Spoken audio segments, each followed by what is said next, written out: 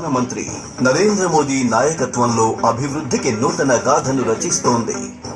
विकास की इस समग्र सोच को आज 21वीं सदी का भारत धरातल पर उतार रहा है. मुझे विश्वास है आंध्र प्रदेश విముక్తి కలిగించాలని అందుకే నేడు ఆంధ్రప్రదేశ్ లోని 5 లక్షలకు పైగా కుటుంబాలకు లభించింది ఉజ్వల కానుక.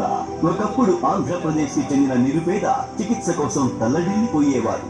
సంకల్పించాం అంకి మంచి చౌకైన వైద్యుని రైతుల పరిస్థితి దారుణంగా ఉన్నది.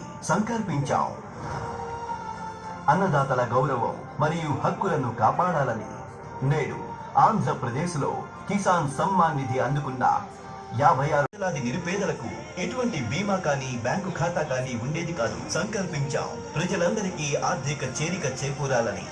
స్వాతంత్ర్యం వచ్చిన తరువాత 1,43,00,000 మందికి పైగా పౌరులకు జన్ ధన్ యోజన ద్వారా మోడల్ రెసిడెన్షియల్ పాఠశాలలు వారి భవిష్యత్తుకు పునాదులు వేస్తున్నాయి. గౌరవనీయులైన ప్రధానమంత్రి నరేంద్ర మోదీ గారి నేతృత్వంలో ఆంధ్రప్రదేశ్ లో అభివృద్ధి రథం కర్తవ్య పథంలో వేగంగా ముందుకు పరిగెడుతున్నది. 2047 का जब तिरंगा झंडा फहरेगा तो विश्व एक विकसित भारत का गुणगान कर ప్రతి గ్రామానికి మన పని లేని వాళ్ళకి 100 రోజులు పని కల్పించి మనకి ప్రతి వారం మన అకౌంట్ పడేటట్టు దినసరి వేతనం అంటే 271 రూపాయలు మన దేశ ప్రధానిగా నరేంద్ర మోడీ గారు ఇస్తే మనం 254 చేస్తున్నాం. కాబట్టి 4 గంటల సేపు చేస్తే మనకి 271 రూపాయలు గిట్టుబాటు అవుతుంది. కాబట్టి అందరూ దయచేసి ఈ ఎన్ఆర్జీ పనికి పోతున్న వాళ్ళందరూ 4 అవర్స్ చేసేసి మనం ఎక్కువ డబ్బులు తెచ్చుకునే విధంగా కృషి చేయాలని చెప్పేసి మిమ్మల్ని అందరినీ కోరుకుంటున్నాను. దీంట్లో భాగంగా మొదటిగా మనం ప్రమాణం చేయాల్సి ఉంటుంది. అందరూ లేచినప్పుడు ఈ విధంగా చేసాపితే నేనేం చదువుతానో అది మీరు చెప్పాల్సిన కోరుతున్నాను. దయచేసి ఆత్మనిర్భర దేశంగా తయారు చేస్తాను. వలసవాద మనస్తత్వ ఆలోచన జాడలను పూర్తిగా విడనాడుతాను. నాకు గర్వకారణం ఐకమత్యాన్ని బలోపేతం చేయడానికి కృషి చేసి దేశాన్ని రక్షించే వారిని. ఇప్పుడు అన్ని శాఖలకు సంబంధించిన అవసర సరుకులు 310 ఇళ్ళు మన గౌరవ ప్రధానమంత్రి గారు మనకి శాంక్షన్ చేస్తున్నారు. అందులో దాదాపు 40 లక్షల రూపాయలు లబ్ధిదారుల అకౌంట్లో వేయడం జరిగింది.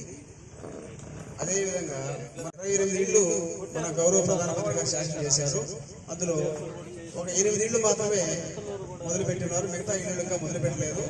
ఆ 8 మందికి దాదాపు 2.5 లక్షల దాకా డబ్బులు వాళ్ళ ఖాతాలో వేయడం జరిగింది.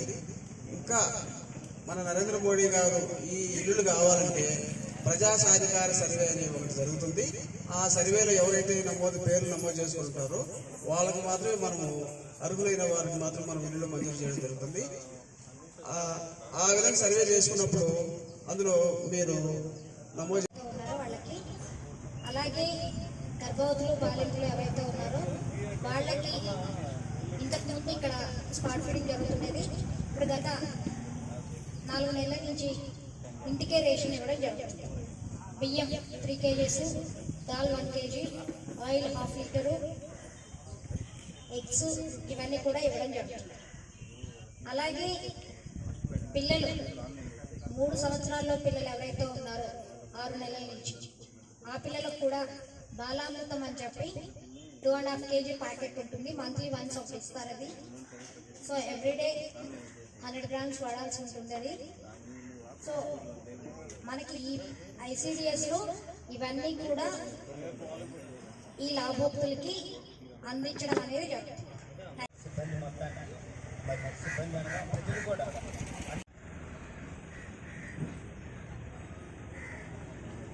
మన గ్రామానికి సంబంధించి 900 మంది అందులో వర్కర్స్ వచ్చేసి 1515 మంది.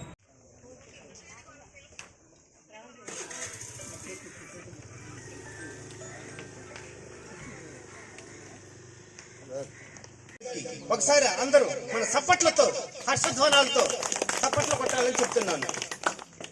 పంచాయతీ మొత్తం ఎంత నిధులు వచ్చింది, ఎంత ఖర్చు పెట్టారు? అదేవిధంగా 2022-23 సంవత్సరాలకు సంబంధించి 26,460 చేస్తున్నాం.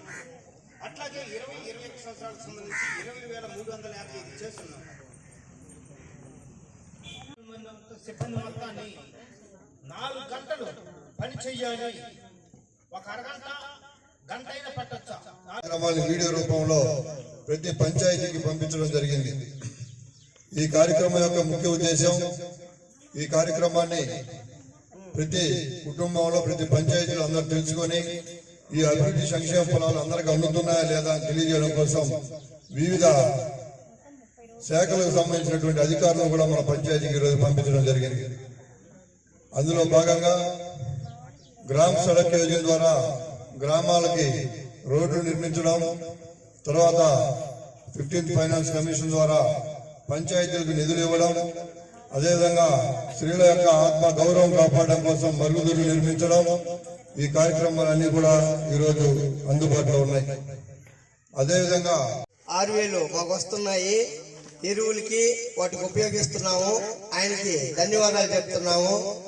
అలాగే ఆయన ఇచ్చే బియ్యం కానీ ఆయన ఇచ్చే పథకాలు ఏవి కూడా మాకు అందుతున్నాయి. ఆయనకి మరీ మరీ ధన్యాలు తెలుపుకుంటాం. 80 లక్షలు. అదేవిధంగా ఎస్టీ నుంచి 7 లక్షలు. తర్వాత 45 మందికి 20,05,003 మంది. 0 వడ్డీ కింద 5 మందికి 75,200. అంటే కేంద్ర ప్రభుత్వం నుంచి మనకు వస్తున్న నిధుల్ని ఎస్ఎస్ఎల్వి హెల్త్ గ్రూప్ ద్వారా మనం అందరికీ పంపిణీ జరుగుతుంది. అదేవిధంగా 0 వడ్డీ కింద కూడా ఇస్తున్నారమ్మా. తర్వాత ఈ గ్రూపులన్నీ కూడా బ్యాంక్ మేనేజర్తో మాట్లాడి ఇంకా వాళ్ళకి ఎక్కువ చూడాలి. బ్యాంకు నుంచి ఎవరు రాలేదమ్మా.